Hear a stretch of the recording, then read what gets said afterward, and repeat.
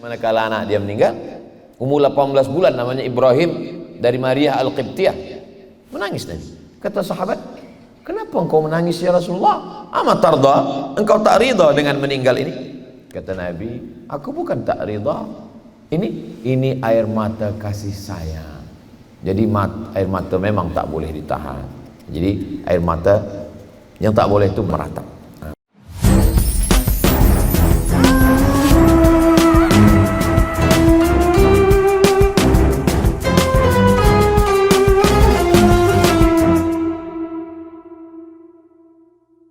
Berikutnya bagaimana pula anak daripada Sayyidatuna Aisyah, namanya Sayyidina Hasan. Sayyidina Hasan ini meninggalnya kena racun. Selepas dia terminum racun itu, datanglah adik dia, namanya Sayyidina Al-Husain. Lalu Sayyidina Al-Husain bertanya, wahai saudaraku Hasan, ya, man saqaka, siapa yang membagi engkau minum racun ini? Kata Sayyidina Hasan, walima ya akhi, kenapa engkau tanya? Muka surat 52. Aku ingin membalaskannya, karena dalam Islam an-nafsu bin nafsi, nyawa balas nyawa. Nanti bila engkau mati, aku akan pancung kepala dia, hukum mati sesuai dengan ajaran Islam. Apa jawab Sayyidina Hasan? Innama hadhihi dunya, dunia ini apa sebenarnya hakikat dunia? Layalun faniyah, malam berganti malam dan dia akan sirna menghilang. Da'hu, biarkanlah orang yang membunuh aku itu melalui malam-malam itu. Hatta altaqi ana wa huwa indallah, nanti aku akan bersua dengan dia di hadapan Allah di padang mahsyar. Sampai mati dia tahu siapa yang meracun dia, tapi dia tak nak menyebutkan nama. Fa'aba an yusammiyahu, dia tak sebutkan namanya. Jadi kalau nak pakai fiqh, wa jazaa'u sayyi'atin sayyi'atun mithluha, kalau kamu diperlakukan perbuatan buruk, balas buruk. As-sinnu bis-sinni, dipatahkannya gigi kamu, patahkan pula gigi dia. Al-ainu bil-aini, dia cucuk mata kamu, cucuk pula mata dia. An-nafsu bin-nafsi, dia hilangkan nyawa kamu, hilangkan pula nyawa dia. Tapi ayat itu ada ujungnya, faman afa wa aslaha fa ajruhu 'ala Allah. Siapa yang ingin memaafkan sampai berjumpa nanti di hadapan Allah, Allah akan berikan balasan. Sayyidina Al-Hasan dia sampai kepada level itu. Ustaz Abdul Somad belum lagi. Tapi Ustaz, kami dengar tak ada dendam. Saya tak dendam, tapi ingat sikit ada. Belum lagi macam Sayyidina Al-Hasan. Jadi malam ini kita sebenarnya sama-sama belajar bagaimana kita boleh melihat bagaimana orang-orang yang baik ini menghadap Allah Subhanahu wa taala. Bagaimana pula dengan Sayyidina Al-Husain, adik daripada Sayyidina Al-Hasan? Mereka potong kepalanya, selepas itu mereka bawa kepalanya itu, lalu kemudian mereka cucuk pakai tongkat kecil. Kepalanya itu dibawa ke hadapan Yazid, lalu Yazid mencucuk mulut Sayyidina Husain. Apa kata sahabat Nabi? Di situ ada sahabat Nabi namanya Abu Barzah Al-Aslami. Apa kata dia? Kata dia, aku pernah melihat Rasulullah sallallahu alaihi wasallam mencium yang kau cucuk-cucuk pakai tongkat pendek itu, wahai Yazid. Aku pernah melihat Rasulullah mencium. Kenapa engkau sampai hati menyiksanya? Saya cuma ingin menyampaikan, orang yang disayang Rasulullah SAW, yang dijanjikan sebagai penghuni surga, masuk surga, begitulah perlakuan mereka kepada dia. Apatah lagi kita, manusia yang bukan apa-apa, yang bukan siapa-siapa. Jadi saya dengan membaca ini, kalau saya sedang susah hati, saya ingin mendengar khutbah, tak ada orang bagi nasihat ke saya, maka saya pergi mendengar khutbah, nak mendengar khutbah Jumat. Sampai di situ kata pengerusi masjid, sebenarnya khatib kita hari ini adalah Ustaz Fulan, tapi kita nampak ada Ustaz Somad, kita mintalah dia khutbah di masjid kita. Tak jadi saya dapat nasihat.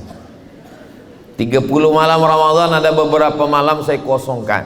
Saya pergi cari masjid yang kecil-kecil, saya tutup, saya duduk.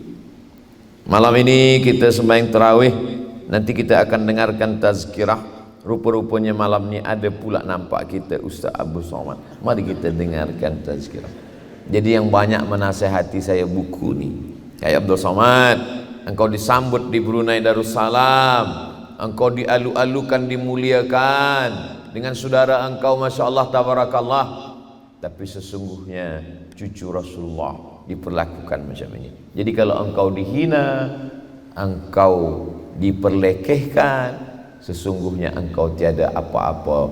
Engkau bukan siapa-siapa, engkau bukan zuriat Rasulullah. Jadi dengan membaca itu terasa ringan ujian hidup. Padahal dia adalah, apa kata muka surat 57, lam tabkis sama'u ala ahadin ba'da Yahya alaihissalam illa ala al-Husain. Tak pernah langit menangis melihat orang soleh meninggal selepas Nabi Yahya, kecuali pada masa kematian Sayyidina Al-Husain alaihissalam. Kita teruskan bagaimana pula Salman Al-Farisi. Salman Al-Farisi ini bukan orang Arab. Farisi dari Persian. Dia menyembah api. Lama-lama dia berpikir, bagaimana mungkin api ini menghidupkan aku? Dia boleh padam, dia boleh mati. Maka dia mencari, sampai akhirnya dia dengar ada seorang nabi. Akhirnya dia pun bersyahadat di hadapan Rasulullah sallallahu alaihi wasallam, asyhadu an la ilaha illallah wa asyhadu anna muhammadar rasulullah. Manakala dia meninggal, apa yang dia tinggalkan? Yang ditinggalkan di rumah dia ikafan, tali pengikat keledai, wa wata'an, ada tikar, wa mata'an, ada beberapa barang-barang, quwima nahwan min 20 dirhaman, tak lebih daripada 20 dirham. Satu dirham itu lebih kurang 3,5 gram perak, bukan emas. Jadi berapa ringgit Brunei itu Ustaz?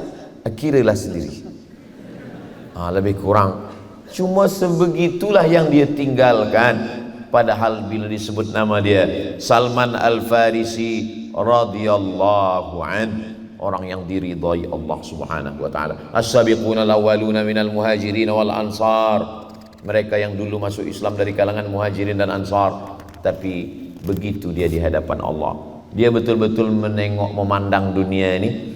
Tapi sebelum saya teruskan, saya tak ingin selepas membaca buku ni, esok semua tak ada satu pun yang masuk office. Oh memanglah esok tak ada, esok ada kerja. Esok semua ditanya, Smart, kamu kenapa tak? Kita semua akan mati menghadap Allah. Saya tak semua report ke Kementerian Agama, Ustaz Abdul Somad jangan bagi tauliah lagi, sebab dia merosakkan kehidupan di Brunei Darussalam. Selepas dia balik semua nak mati sekali. Maksud kita kaji ini supaya kita tak hanyut dengan dunia, tapi dunia ini tetap kita cari. Sebab apa? Sebab dunia ini adalah bekal kita untuk menghadap Allah Subhanahu wa taala. Tapi manakala kita mati menghadap Allah, kita tidak terlampau hanyut dengan dunia. Itu yang kita inginkan. Lalu kemudian kata Salman Al-Farisi berpesan kepada istrinya, esok pagi istriku, cuba ambilkan minyak wangi, lepas itu campurkan dengan air, siram-siramkan ke tepi tilam, ke tepi tempat tidur aku. Ada apa wahai suamiku? Sebab esok akan ada datang sekelompok. Dia bukan manusia, dia bukan jin. Tapi aku suka manakala dia datang, aku ingin rumah ini wangi. Rupanya yang dia maksudkan adalah malaikat-malaikat yang akan datang. Oh jadi yang datang tu malaikat tak satu malaikat maut Ustaz? Tidak. Ramai malaikat datang. Karena malaikat ingin mempersaksikan. Ada malaikat yang membisikkan, Allah takhafu, jangan kau takut. Wala tahzanu, jangan kau sedih.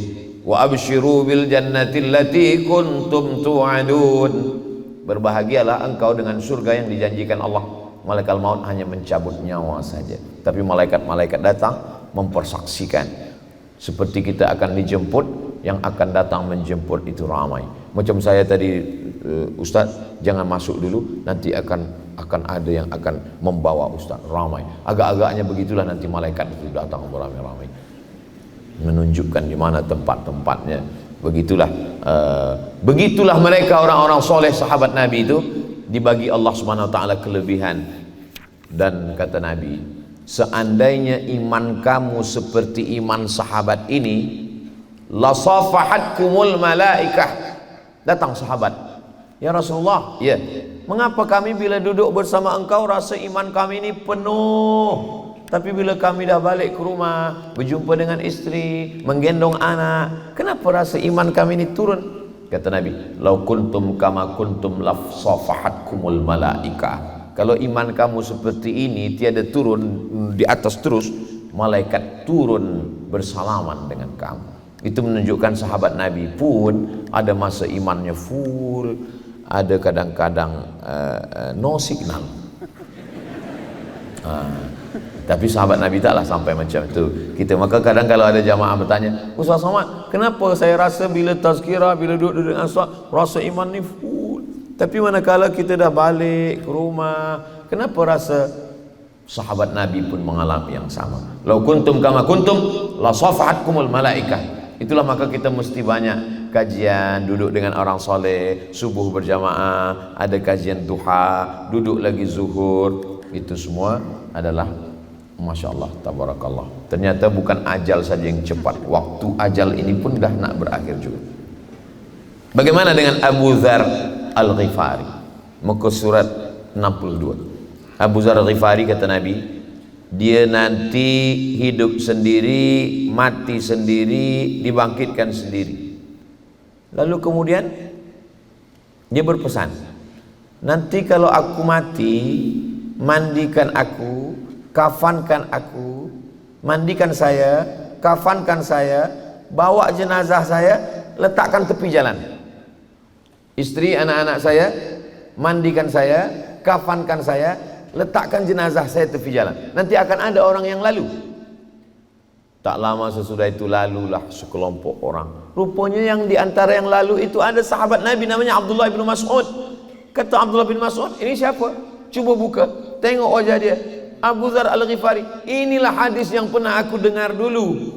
Nabi mengatakan Abu Dzar ini nanti meninggal sendiri, dan apa yang dikatakan Nabi tepat terjadi pada hari ini. Lalu kemudian manakala dibawa, kata anak-anaknya, ada pesan Abu Dzar Al-Ghifari. Apa itu? Pesan Abu Dzar Al-Ghifari, dia bersumpah, kamu tidak akan naik kendaraan hingga kamu makan terlebih dahulu. Sampai sesudah meninggal pun ingin bagi orang makan. Masya Allah, tabarakallah.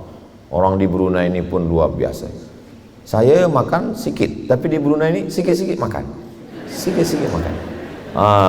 Ini pesan Abu Dzar Al-Ghifari. Nampaknya bila agak sepekan ini agak gemuk lah saya sikit. Itu. Jadi jangan tamu-tamu ini bagi pergi sebelum makan dulu. Sumpah Abu Dzar Al-Ghifari. Sudah meninggal pun tetap memesankan supaya bagi tamu-tamu makan. Masya Allah, tabarakallah. Berikutnya Abu Hurairah. Kata Abu Hurairah, bila aku mati nanti, jangan iringkan jenazahku dengan bejana besi yang dibagi api. Di zaman dulu bila ada orang besar meninggal, itu diambil bejana besi, dipakai arang, dinyalakan.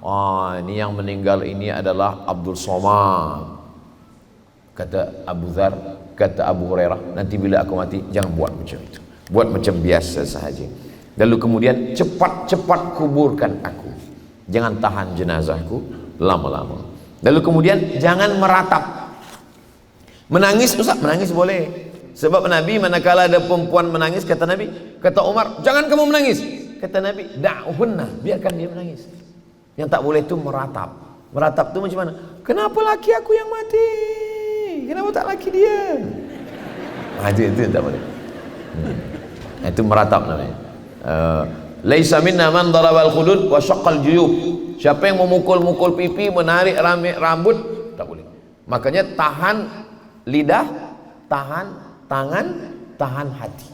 Adapun air mata, Nabi pun menangis manakala anak dia meninggal. Umur 18 bulan, namanya Ibrahim, dari Maria Al-Qibtiyah. Menangis Nabi. Kata sahabat, kenapa engkau menangis ya Rasulullah? Ama tarda, engkau tak rida dengan meninggal ini? Kata Nabi, aku bukan tak rida. Ini air mata kasih sayang. Jadi air mata memang tak boleh ditahan. Jadi air mata yang tak boleh itu menangis. Yang tak boleh itu meratap. Menangis boleh. Lalu kemudian datanglah orang menjenguk, melawat manakala dia sakit. Apa kata Marwan? Mudah-mudahan Allah berikan engkau kesembuhan ya Abu Hurairah, cepat lekas sembuh, lekas sihat ya. Apa kata dia? Allahumma inni uhibbu liqa'ak fa ahbib liqa'i. Aku suka berjumpa dengan engkau ya Allah, maka aku ingin engkau pun suka juga berjumpa dengan aku. Lepas itu Marwan pergi, tak sampai ke ujung pasar dia pun meninggal dunia. Jadi kematian itu adalah berjumpa. Ustaz sendiri macam mana memandang kematian? Saya memandang kematian itu begini. Bila saya di sini, saya bersama dengan ustaz. Saya berkasih sayang dengan ustaz kerana Allah. Bila saya turun ke bawah, saya akan bersama dengan tuan-tuan puan. Tuan-tuan pun juga sayang dengan saya. Bila saya di sini, saya bersama dengan Haziq, saya bersama dengan Sami, saya bersama dengan istri saya. Tapi kalau saya ditakdirkan Allah pindah, saya akan bersama dengan mak saya, dengan ayah saya, dengan datuk saya, dengan sahabat-sahabat saya. Jadi saya memandang kematian rasa-rasanya macam itulah. Tapi tak pernah saya cakapkan itu ke istri saya. Saya takut dia tersinggung sikit. Tapi kalau dia tonton, tentu ini nanti dia akan tonton di Ustaz Abdul Somad Official. Subscribe, like, share, and comment. Tapi untuk terus langsung ke dia, tak, saya katakan, aku kalau mati aku tak sedih sebab aku akan jumpa dengan mak aku. Nah, tentu dia akan sakit hati. Tapi boleh dia tonton supaya dia siap berfikir, oh ada masanya ini orang akan mati dan kita tidak perlu. Tapi jangan sebab ini lalu kemudian kita esok naik kereta kita buat 160. Bila isteri bertanya, abang tak takut mati ke? Kalau aku mati aku ingin berjumpa dengan Allah. Saya tak ada ajarkan macam itu. Makna ini bahawa kita tetap hidup biasa tapi kita tak cari mati. Itu namanya mencari mati, bukan tak takut mati. Nah ini, jadi saya memang sampaikan ini memang mesti hati-hati sebab saya tak ingin selepas ini orang ramai salah faham. Maka kita nanti ada soal jawab supaya jangan sampai umat ni salah.